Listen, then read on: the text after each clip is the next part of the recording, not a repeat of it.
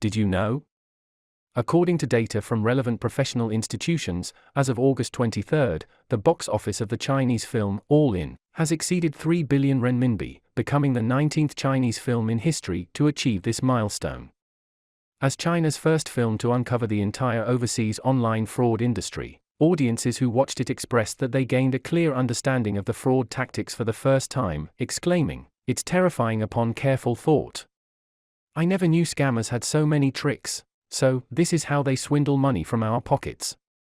This film also brought attention to a place in Northern Myanmar, and for a while, the entire internet was discussing this place. Some were horrified by it, some were indignant about it. But what really happened? Is Northern Myanmar the same as Myanmar? Are the various doubts about the Myanmar government and even the Chinese government on the internet true? Today, I will discuss this in detail in this video.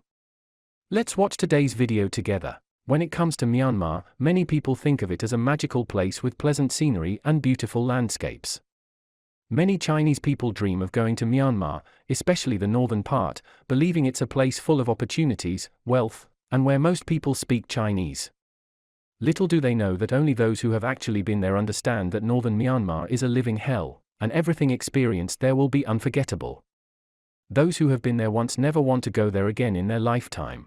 However, it must be clarified here that the so-called prevalence of phone scams in northern Myanmar has little to do with the central government of Myanmar. These are Myanmar's 4 autonomous regions: the 1st Kachin Autonomous Region, the 1st Shan Autonomous Region, Kokang, the 2nd Shan Autonomous Region, WA State, and the 4th Shan Autonomous Region, Mongla. In fact, these 4 regions are within Myanmar's territory, but they have no political, economic, military, livelihood, or even cultural connection to the central government of Myanmar.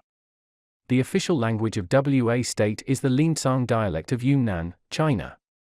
Except for Kokang and Kachin, which have Myanmar identity cards, the other 2 regions don't even have identity cards, effectively rendering them stateless. Economically, they are entirely dependent on Yunnan, China, using Chinese electricity, Chinese telecommunications, Chinese mobile communications, Chinese internet, Chinese banks, and even their primary and secondary school textbooks are based on Yunnan curriculum. They have long been given the nickname Little China in northern Myanmar. The term Little China in northern Myanmar has historical and practical reasons behind it. The historical reason dates back to the time before British colonial rule in Myanmar.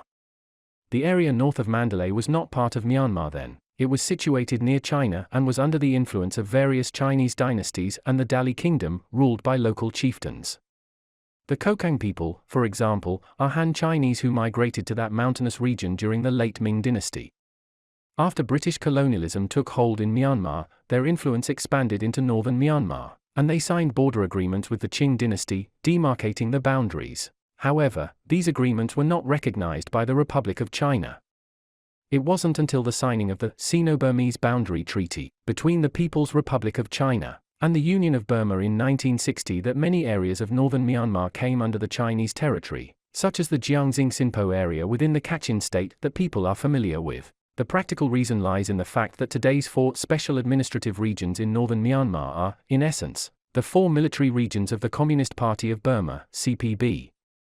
Specifically, the 1st Shan Autonomous Region, Kokang, represents the Northeastern Military Region. The 2nd Shan Autonomous Region, WA State, represents the original Central Military Region. The 4th Shan Autonomous Region, Mongla, represents the former 815th Military Region. And the 1st Kachin Autonomous Region represents the original 101st Military Region. Since then, these 4 regions have become entirely reliant on China for their economy, education, and livelihood. In 1976, following Mao Zedong's death, China changed its foreign aid strategy, withdrew military advisors from northern Myanmar, and significantly reduced material support to the CPB. In 1986, China announced the cessation of aid to the CPB, leading the CPB to face self-sufficiency or self-destruction.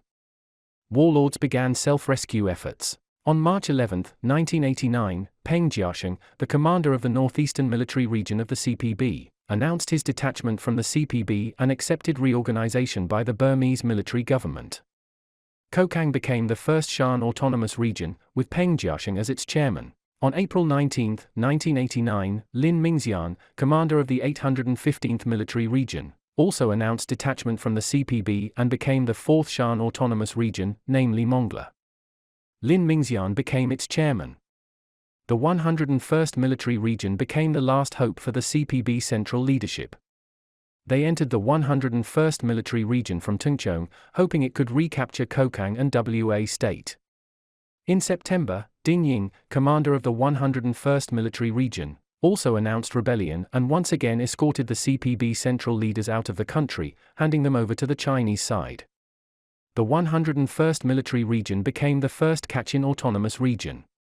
In 1997, the 83-year-old chairman of the CPB Central Committee, Daqin B.A., passed away in Beijing. The 4 autonomous regions accepted government reorganization, merely changing their names. These 4 regions still maintained their independence, having little to do with the central government of Myanmar. Instead, their economy, education, and livelihood still depended on Yunnan. The administrative and judicial systems of the Burmese military government could not enter these special regions, and people there could not obtain identity cards. This effectively rendered them stateless and unable to travel abroad or take flights, only allowed to enter Yunnan with border passes. In 2009, with the assistance of the Myanmar government military, Bai Suocheng, the deputy of Peng Jiasheng, drove Peng Jiasheng's forces out of Kokang. The central government of Myanmar took control, and Bai Suocheng became the chairman of the Kokang Autonomous Region government. The administrative system of the Myanmar central government began exercising its authority in Kokang. In 2017, the people of Kokang received pink national identity cards for the first time, which allowed them to apply for passports and effectively granted them nationality. Subsequently, the first Kachin Autonomous Region also received identity cards. However, even today, the 2nd Shan Autonomous Region, WA State, and the 4th Shan Autonomous Region, Mongla, still do not have identity cards. Even for Kokang and Kachin with identity cards, their integration with Myanmar is mostly in name only, while their true inseparable connection is with Yunnan. Power supply, telecommunication, mobile networks, internet, and banking services are all provided by Yunnan. Northern Myanmar has intricate connections with China's economy. In significant cross-border trade cooperation, the government of Northern Myanmar often has to travel to Yunnan province for meetings. In terms of power, China could entirely cut off Northern Myanmar's access to networks, financial systems, electricity, and various essential services. Take WA State as an example. Its internet services are provided by Yunnan Mobile and Yunnan Unicom, and its electricity is supplied by Yunnan Power Company. Pua Power Supply Bureau alone provides 23% of electricity to WA State. Financially, the people of WA State don't use Myanmar currency, they use Chinese yuan. Their money is managed through Chinese UnionPay cards, allowing them to access their funds in Chinese yuan anytime. For a Chinese person visiting WA State, there isn't much difference compared to visiting Yunnan. Chinese characters and Chinese shops are everywhere. Some have suggested, why not just cut off the internet in northern Myanmar to eliminate fraud? While this is possible, northern Myanmar also has the right to pursue independent development. Cutting off the internet might work temporarily but can't be a permanent solution. Their key challenge is extreme poverty. This region lacks oil, minerals, funds for road construction, and struggles to attract industrial investments. Previously, the inhabitants relied on cultivating opium poppies for their livelihood. However, China's government heavily cracked down on the drug trade, and northern Myanmar's military warlords cooperated actively. After the drug trade was suppressed, how would northern Myanmar sustain itself? How would they generate military funding? Without military funding, what if the central Myanmar military attacks? How can northern Myanmar ensure its autonomous status? These are the critical questions they face. It's important to understand that the Myanmar government has been promoting Burman nationalism, and has enforced strong repression on the ethnic minorities in northern Myanmar. The armed groups in northern Myanmar need to survive and thrive in this challenging environment. In a land where agriculture and industry cannot flourish, they are left with resorting to unconventional methods, such as the service industry. Firstly, there is no criminal law in place there. Can you imagine that? How to deal with criminals solely relies on experience and the orders of the military. If they say execution, it's execution. If they say release without charges, that's what happens. However, what truly turned Northern Myanmar into a hub for fraud is its comprehensive financial infrastructure. The financial system in Northern Myanmar is deeply intertwined with China. When scamming in USD, there are foreign exchange restrictions, but in Northern Myanmar, when scamming Chinese people, they receive Chinese yuan. No need for exchange, they directly earn and spend locally, a one-stop shop for indulgence. Some people were deceived into going to Northern Myanmar, but many are willingly participating in scams to get rich quickly.